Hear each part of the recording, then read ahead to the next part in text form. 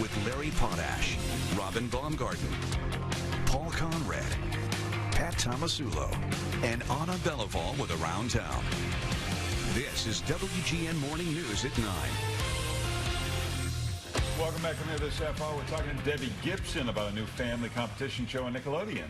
And we watch Rachel Ray every day right here after the morning news at 10 o'clock. She's currently in her 14th season, and she's got a brand new cookbook out right now that Dean's got right in front of him. It's called Memories and Meals from a Sweet and Savory Life, recipes and stories about her life.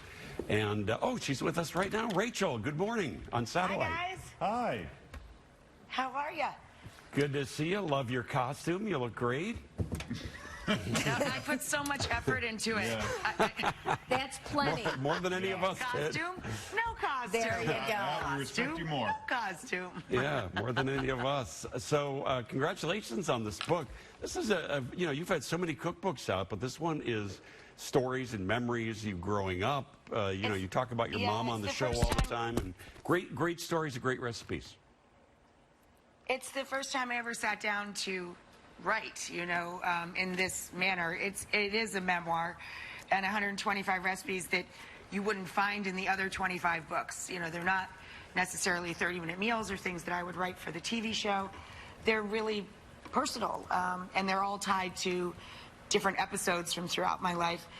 I wanted to write a book when I turned 50, just really out of gratitude for my life and for my jobs, plural, and to show people that, in a way, anybody can be Rachel Ray. So I just wanted to kind of get it down. It started just with a lesson in gratitude for myself, and it turned into a really fun kind of giant project. I'm really happy with it. I'm proud of it. It's good. One of the things Feels good. One of the things that you wrote in there, Rachel, that I love is an essay, and people write about Paris, so lovingly all the time. You wrote about why you hate Paris. We love you even more now. You realize that, right? The chapter is called I Hate Paris in the Springtime. It does have a happy ending. But yes, I have had a tumultuous relationship with Paris, shall we say. It started the first time I went to Paris. I was literally crying at the Air France counter because the woman was so mean to me, and the trip just sort of went downhill from there. But I have made up with Paris, sort of, in the decades since. Just one of the many stories that are in the book, but also tons of great recipes. Rachel, we're having our first, really kind of big snow day today in Chicago. Super cold, super wet, super awful. I love snow, though. Come to my house and shovel some of it and see how much you love it. I'm from the Adirondacks. Don't play. I can shovel with the best of them. Yeah. Give us some good cold weather comfort. Just stick to our ribs. Something that's in the book. Oh my God! This time of year, chili, stew. Meatballs, giant-sized roasted meatballs. You don't even have to deal with the whole spaghetti thing. I love super-sized meatballs this time of year. And anything you're going to make that is like chili, stew, marinara, minestrone, all of your big soups and stews, make double. And on a day like today, when you don't feel like cooking, you've already made your own takeout in the freezer. Yeah.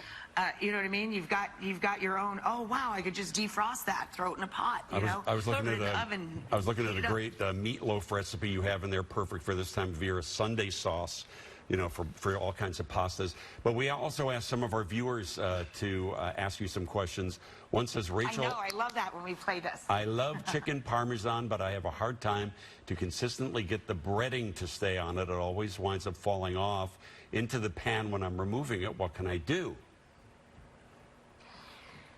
Well, okay, first of all, when we make chicken cutlets, take the chicken breast and butterfly it. Cut into it and open it up like a book. Makes it much easier to pound it out, and you end up with a really large cutlet.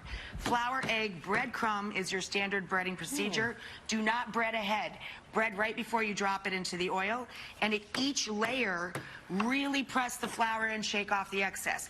Make sure the eggs are really evenly coated, and then again, let that excess drip off. When it comes to the crumbs, that's where you should be putting the parm. Put a lot of Parmigiano Reggiano, the grated parm, into the breadcrumb mixture, and I like a mix of fine breadcrumb and a little panko, And then I put some granulated garlic, a granulated onion, and Italian seasonings into mine. But a lot of parm right in the breadcrumb.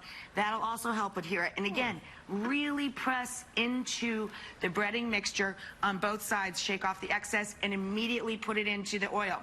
The oil should be about 1/8 of an inch thick in your super wide skillet, and it should be at medium-high heat. It should turn golden brown immediately.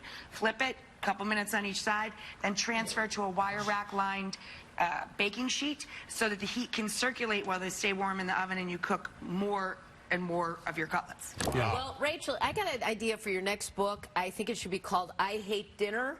I hate making dinner. There's people in the world who despise it every day. For your kids, for yourself, it is a pain, and I just dread it. So if there's anything you could do so I could do that in 5 minutes every single day. Just an idea.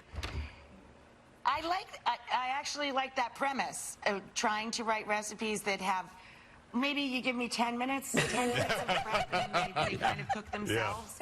5 minutes is more like the drive-through. Right. Right. Thanks, Rachel. Yeah. Happy Halloween. Book is called Thanks, Rachael guys. Ray, 50 Happy Memories. Halloween. Bye-bye, Rachel. Thank you. 50 Memories and Meals for a Sweet and Savory Life. And we have somebody else very special right now.